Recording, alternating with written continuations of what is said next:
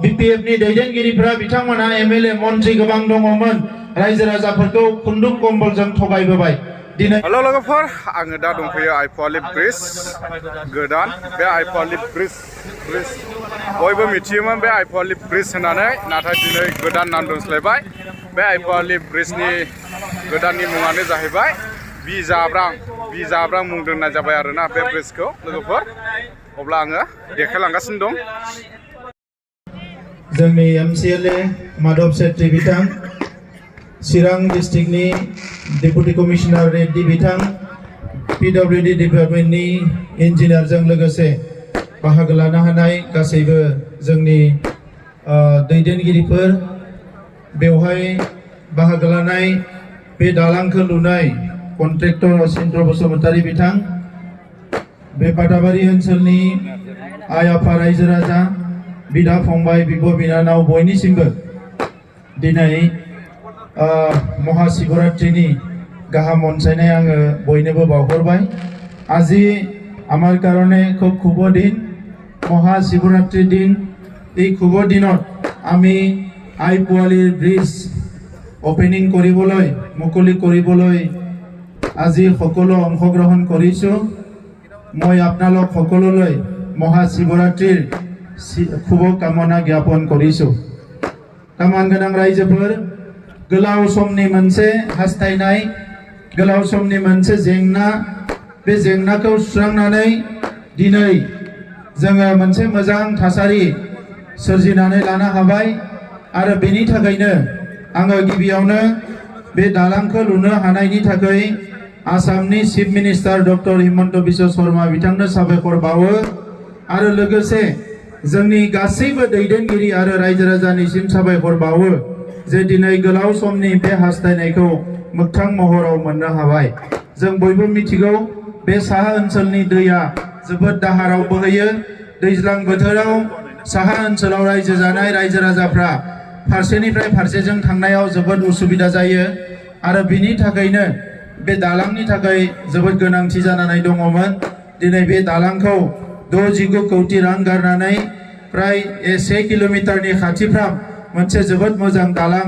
मोननो हाबाय दायो बे दालांखौ लुखांनायनि उनाव बे फारनैथिंबो थानाय रायजोफ्रा थांलाय फैलाय हान्था मेलाजों लोगोसे बेफार फालांगि खालामनाय फरायनाय गासैबो हाबाफारियाव मोजाङैनो मोजां मावफुंलांनो हागोन आं बेखौ मिजिंथिदों दा बेनिखायनो बे ओनसोलनि रायजो राजानिसिम आङो गाहाम हामलायनायखौ बावहरदों दा मोनसे गोनांथि दङ साननैसो सिगाङावल' बुंदोंमोन जे मोनसे आरोबाव दालां नांगौ लांकार दैनि सायाव दा बे दालांनि लांकार दैनि सायाव दालां लुनायनि प्रप'जेलखौबो बानायगासिनो दङ आं मिजिंथिदों बे लांकार दैनि सायाव जि दालां नांगौ बेबो थाबैनो लुजागोन आं बेखौ मिजिंथिदों आरो बिनि थाखाय जोङो एमपि एमएलए बिटिआर सरकार गासैबो जोङो नाजादों बे दालांखौ जाहाथे थाबैनो लुखांनो हायो আমি যোৱা 1 মাৰ্চৰ পৰা আমাৰ মুখ্যমন্ত্ৰী ডক্টৰ হিমন্ত বিশ্ব শৰ্মা ডাঙৰীয়াৰ নেতৃত্বত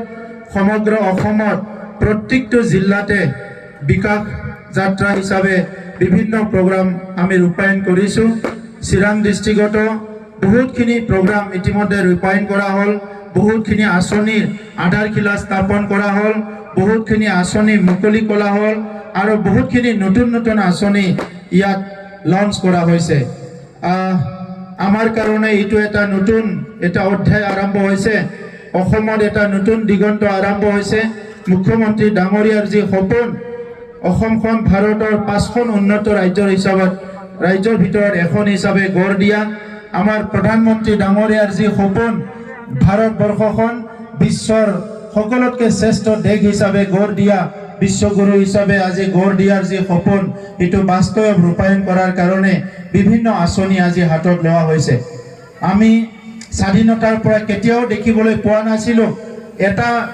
সময়তে আমাৰ গোটেইকেইটা ডিস্ট্ৰিক্টত ইমান কোটি কোটি টকাৰ আঁচনি আজি আধাৰশিলা স্থাপন কৰা হ'ব এই আঁচনিবিলাক মুকলি কৰা হ'ব হৈছে তেনেকুৱা এটা পৰিৱেশ আমি কাহানিও অসমৰ ৰাজনীতিতে হওক বা অসমৰ ইতিহাসতে হওক আমি দেখিবলৈ পোৱা নাছিলো আজি মুখ্যমন্ত্ৰী ডাঙৰীয়াই যি এটা সপোন দেখিছে এই সপোনটো বাস্তৱত ৰূপায়ণ কৰাৰ কাৰণে ডিস্ট্রিক্টে মেডিকেল কলেজ, ডিস্ট্রিক্টে স্পোর্টস ষ্টেডিয়াম, মডেল স্কুল বিভিন্ন আঁচনি আজি হাতত লোৱা হৈছে আৰু কথামতে কাম যিবিলাক কথা নিৰ্বাচনৰ তেখেতে ক'লে এই প্ৰত্যেকটো কাম আজি ৰূপায়ণ কৰিবলৈ তেখেতে গৈ আছে।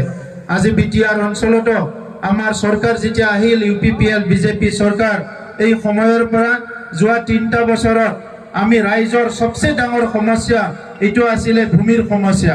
এই সমস্যা সমাধান কৰাৰ কাৰণে বৈষম্যতি আমাৰ এটা আঁচনি আমি আনিছো, যেনেকৈ অসমত বসুন্ধৰা আনিছে আৰু সেই বৈষম্যতিৰ দ্বাৰা আমাৰ সকলো ৰাইজৰ ভূমিৰ সমস্যা আমি সমাধান কৰিবলৈ গৈ আছো।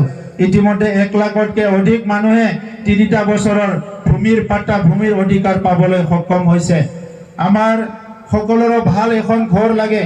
বৰষুণ আমাৰ অঞ্চলত বেছিকৈ হয়, ভাল ঘৰৰ অভাৱত বহুতখিনি কষ্ট হয়। এইকাৰণে আমাৰ চৰকাৰ অহাৰ আগত আমি কৈছিলো যে 1 লাখ ঘৰ নিৰ্মাণ কৰাৰ কাৰণে ব্যৱস্থা কৰা হ'ব। আজি আমাৰ এটা হিচাপ আহিছে 17 বছৰৰ আগৰ BPFৰ চৰকাৰৰ সময়ত মাত্ৰ 39,000 ঘৰ নিৰ্মাণ কৰা হৈছে। আমাৰ টাৰ্গেট আছিল 5 বছৰত 1 লাখ, কিন্তু এতিয়া আমি 3 বছৰতে 1,64,000 ঘৰ নিৰ্মাণ কৰা হৈ গ'ল। ইতিমধ্যে গাঁৱে গাঁৱে খোৱা পানী জেজেম আহিছে, অৰুণোদয় পাইছে। যিসকলে অৰুণোদয় পোৱা নাই তেখেতসকলে পিছত আকৌ পাব। ৰেচন কাৰ্ড পাইছে চবে, যিসকলে ৰেচন কাৰ্ড পোৱা নাই তেখেতসকলকো ৰেচন কাৰ্ড দিয়াৰ কাৰণে চিন্তা কৰা হৈছে। আৰু এতিয়া ৰেচন কাৰ্ডৰ লগতে ডাঙৰ এটা সুবিধা, সকলো 5 লাখ পৰ্যন্ত আপোনালোকে ৰেচন কাৰ্ডৰ লগতে চিকিৎসা সেৱা আপোনালোকে বিনামূলীয়া পাব 5 লাখ পৰ্যন্ত। গতিকে আজি সঁচাকৈ 8 দিন প্ৰধানমন্ত্ৰী ডাঙৰীয়াই যিটো কৈছে 8 দিন আমি পাবলৈ সক্ষম হৈছো, ভাল দিন পাবলৈ সক্ষম হৈছো। जोङो मोनसेबो बिथिंखौ नागारनो सानाखै। मोनसे समाव BPFनि दैदेनगिरिफोरा बिथांमोना MLA मन्त्रि गोबां दङमोन, रायजो राजाफोरखौ खुन्दुं कम्बलजों थगायबोबाय। दिनै जोङो सोलोंथाइनिफ्राय लानानै रांखान्थि जौगानायनिफ्राय लानानै आबादनिफ्राय लानानै गासैबो बिथिङाव रायजो राजाफोरखौ मोनसे गोथों लामाजों दैदेनलांनो थाखाय खामानि मावगासिनो दङ। जि मोनसे गोदा खस्थ' खालामनानै, जि मोनसे सेक्रिफाइस खालामनानै दिनै BTR लाबनो हाबाय, बे BTR ओनसोलनि आइ आफा रायजो राजानि फरायसाफोरनि लाइमोनफोरनि थाखाय जों खामानि मावगासिनो दङ। रोजा रोजा साकरि होनाय जादों, रावबो थाइसे थाखाबो घुस होनाङाखै। आरोबाव साकरि मोनगोन। आङो फरायसाफोरखौ खावलायदों इन्टारभिउ पास खालामनो थाखाय रेडि जाबानो जाबाय। बेवहाय कोनो घुस होनाय, थाखा फैसा होनायनि बाथ्रा गैया। दा ओंखायनो रायजोफोर दिनै आङो गोलाव बाथ्रा बुंनो सानाखै। खेबसे भट होनानै गोजोन थासारि लाबोनो हाबाय, जौगानाय लाबोनो हाबाय, खौसेथि लाबोनो हाबाय, मोजां मोनसे परिबेस जों दानानै लानो हाबाय। खेबथाम भट होनानै BPFनि दिनाव बै समाव खुन्दुं कम्बलनि राजनिति, घुस जानायनि राजनिति, सिगिनायनि राजनिति सोलिगासिनो दङमोन। नाथाय दिनै खेबसे भट होबाय, सरकार फैबाय, आर्मि पुलिसफ्राबो बिनिफ्राय जायखारलांबाय। बेयाव गोदो मोनसे सम दङमोन, सानावनो मानसिफ्रा ओंखारनो गियोमोन, आर्मि अपारेशन पुलिसनि बायदिसिना थासारि। नाथाय दिनै जोंनि सरकार फैनायनि उनाव बे थासारिफ्रा सोलायजोब्बाय। दा बिनिखायनो मानगोनां रायजोफोर, फैगौ बिसायख'थि फैगासिनो दङ लकसभानि, बेवहाय जाहाथे मोजां सासे बिजाथिखौ जोङो दिल्लीयाव दैथायहरनो हायो। सासे बिजाथि जोंहा अलरेडि MP रोंगोरा नार्जारी बिथाङा दिल्लीयाव थांनानै जोंनि हारि माहारिनि बायदिसिना जेंनाफोरखौ सुस्रांनो हाबा मावगासिनो दङ। आरो थाबैनो जोङो सासेबाव MP दिल्लीयाव हरनानै जाहाथे जोंनि गामि ओनसोलनि बायदिसिना जेंनाफोरखौ, गोदो गोदायनिफ्राय सुस्रांजायै जेंनाफोरखौ भारत सरकारजों सावरायनानै बे जेंनाफोरखौ अरायनि थाखाय सुस्रांनो हायो। बिनि थाखाय जोङो सासेबाव MP जों फैगौ बिसायख'थियाव दैथायहरनांगोन।